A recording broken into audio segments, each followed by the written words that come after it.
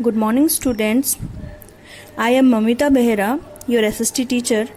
Today, we are going to read about the very first chapter of political science that talks about Indian Constitution and its features.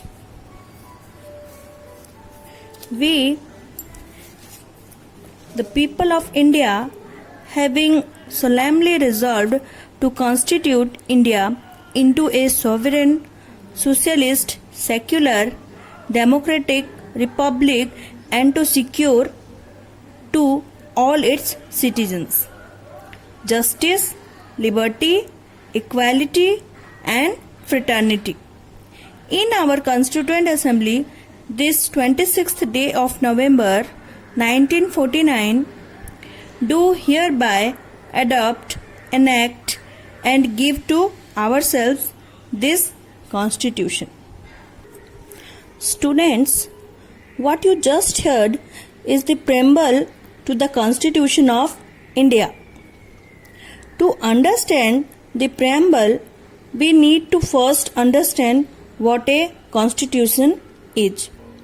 And before we start understanding what is a constitution, let's understand why there is a need to study constitution or why the requirement or the need to frame a constitution actually came into being.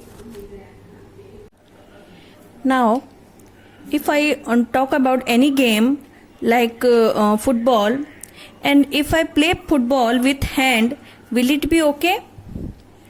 It won't be, because the rules of the game explain that if you catch the ball by hand, it would be considered as foul. Similarly, if you are going to school, you have to be there in the school uniform, school dress. If you are writing the exam, you have to answer only those questions that asked in the question paper. You cannot take any questions and write any answers that you want. You want score for that.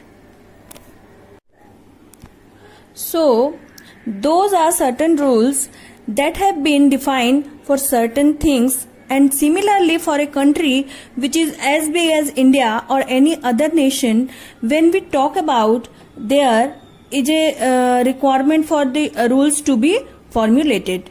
And once these rules are framed in the country, we can either write those or we can just take them as oral rules. So, if we write those, that is known as the Constitution. So, what basically a constitution does is, it guarantees us, it explains us what is right and what is wrong. So, it helps us to understand what we should do and what are the things that we must follow. So, a constitution is a list of principles that the people of a country agree upon as the basis of how they want to be governed. Now, there are two statements. First is, all democratic nations have a constitution. That's the first statement that is correct, but this does not imply that all nations with constitution must be democratic. There could be some nations which have a constitution but are not democratic, but all the democratic nations of the world will definitely have a constitution. Students, यहाँ पर दो statement दिया गया है. पहला ये है कि ऑल डेमोक्रेटिक नेशंस, जितने भी डेमोक्रेटिक नेशंस हैं, उनका कॉन्स्टिट्यूशन होता है, ये मस्ट है. ठीक है. और दूसरा सेंटेंस ये है कि ये जरूरी नहीं है कि जितने भी नेशन जिनके अपने कॉन्स्टिट्यूशन है, ऑल जो है डेमोक्रेटिक हों. Nepal is actually in the process of rewriting its constitution. Let's take a closer look. Nepal used to be a monarchy, and so as per the earlier constitution adopted by the Nepal in 1990, the final authority rested with the king. The people were not happy with the monarchy and they started revolting. Finally, in 2006, the monarchy was abolished. Nepal became the democracy. To reflect this, the constitution is now being rewritten to remove the authority of the king and put the power in the hands of the people. India too is a democratic country, and this fact is included in our constitution as well. It is an important function of the constitution is to define the nature of a country and its policy. After helping India gain the independence from the British, the Indian national movement had many ideas for free and democratic India.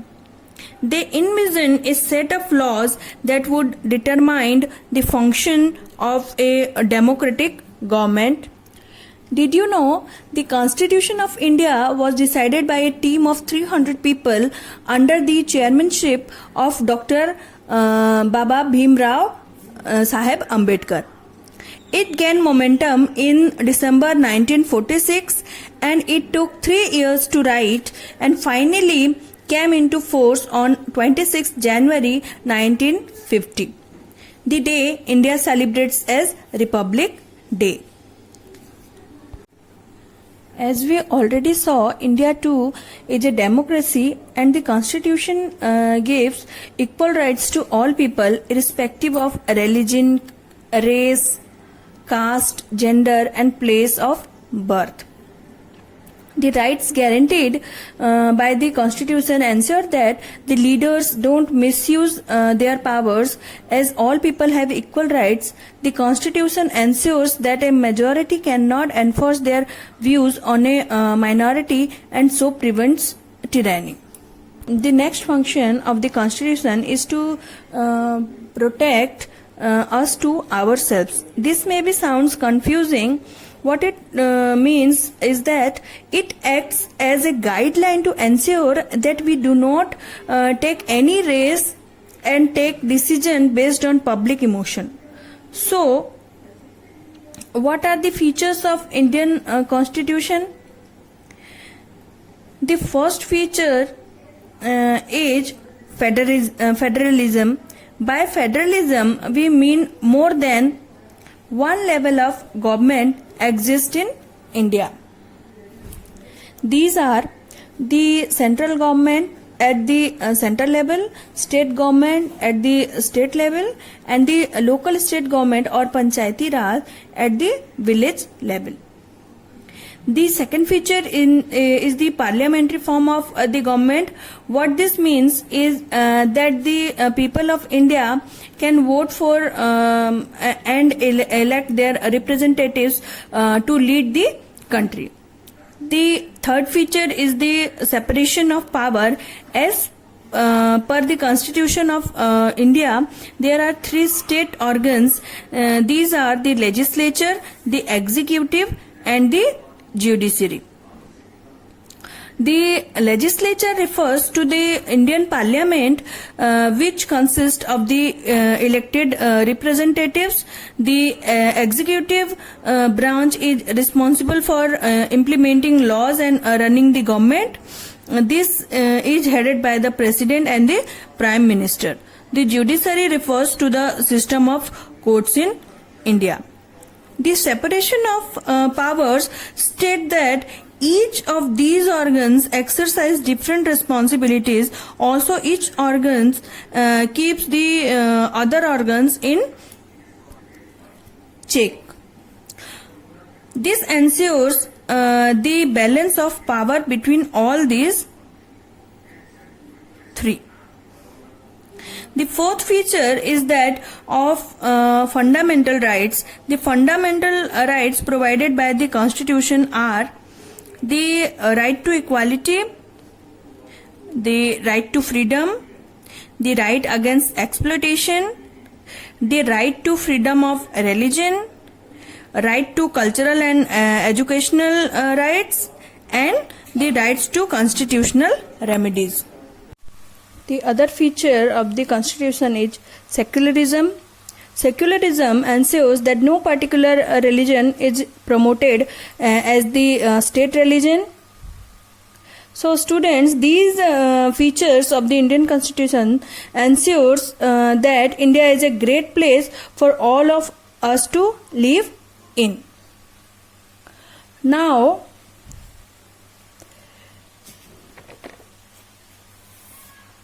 we are going to read about the fundamental rights in detail. Okay. So the first fundamental right is right to equality. Under right to equality, we have different articles, that each article you have the different laws. So it says we must be equal before law. There would be no discrimination on the basis of caste, creed, religion, gender, or place of birth. There would be opportunity in all employment systems, no untouchability, and abolition of any kind of titles. Under right to freedom, Article 21, we have talk about the protection of life and personal liberty and the right to privacy, which was a case of Puttaswamy versus the Government of India. The Union of India is now said by Supreme Court that privacy is a fundamental right. So it falls under Article 21, and this Article 21 is a part of right to freedom. So under right to freedom, we talk about life and personal liberty. We talk about the respect of the conviction for offences. We talk about the freedom of speech, right to education, and protection against arrest. Now, under right against exploitation, we talk about forced labor, human trafficking. We talk about the employment about children and child labor. Then right to freedom of religion. That's the secular state that we talk about. We talk about we are free to propagate any religion. We are free to manage the religious affairs, and the freedom as to payment of taxes for promotion of any particular religion, and also the freedom as to attendance at religious instruction or religious worship in certain educational institution. So all these come under the right to freedom of religion. Under cultural and educational rights, we talk about the protecting of minorities. We talk about the right of minorities, rights of minorities in the education institution. Then the fundamental right also talks about saving of certain laws, as in the acquisition of states, validation of acts, and saving of laws that give giving effects to certain directive principles. And finally, you have the right to constitutional remedies. That says a person can reach to court in case he or she is not satisfied or feels that some of his rights are conferred. So, remedy for the enforcement of rights conferred by this part. The power of the Parliament to modify the restriction on the right that had been conferred, and the legislation to give the effect for the provisions of this part. So all this come under the right to constitution remedies.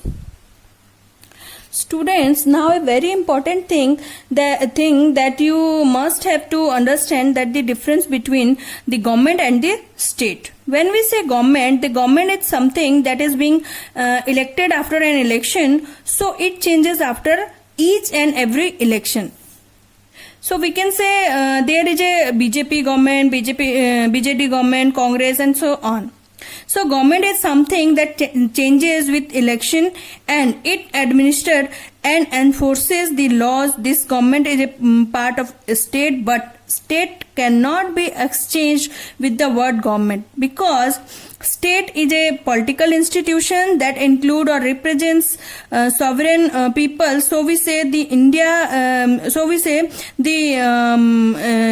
state, we can say the Nepali state, and so on.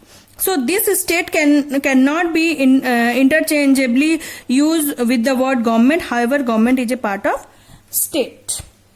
We have now reached at the end of this chapter on the Indian Constitution and its features.